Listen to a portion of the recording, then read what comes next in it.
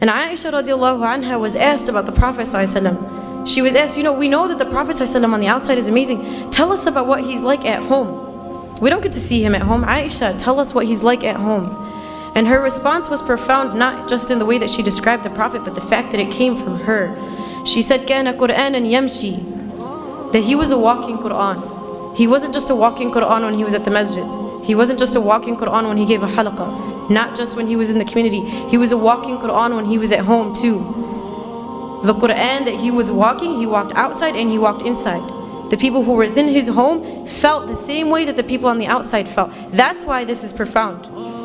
That's why this is important. Compare what your salah looks like in the masjid, when there's a bunch of people in the congregation, versus your salah at home when the only person that can see you is Allah. When you're at the masjid, do you tend to read the longer surahs? Do you tend to pray the sunnah and then stay and do the adhkar after? And when you're at home, do you do the same? Or when you're at home, is it Qul Huwallahu Ahad and then you're done and then you don't even pray sunnah and you don't even do adhkar and then you move on to the next thing, right? And I'm sure if we were to think within ourselves, the answer to those two questions, at least for myself, is probably different. That when I'm outside, I'm acting a certain way, yet when I'm inside, I'm not the same. My worship in the eyes of people is not the same as my worship when it's only Allah who's watching me. And the question is, why does it matter who's watching when Allah was watching in both? Why does it matter who else is around you when Allah was always around you? And there's a very scary hadith Qudsi that Allah subhanahu wa ta'ala talks about.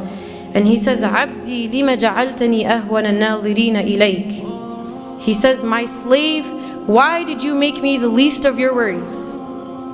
Why did you not care about the fact that I was watching you? He says, you were embarrassed in front of my creation, but you were not embarrassed in front of me, the Creator. You were scared that people at the masjid would think you were bad, so you prayed your sunnah and you sallied longer. Yet when you went at home and I was the only one who watched you, you didn't care. You weren't embarrassed that you read Surah Al-Ikhlas and that's it. You weren't embarrassed that you didn't pray your sunnah. You weren't embarrassed that you didn't do your ithqad.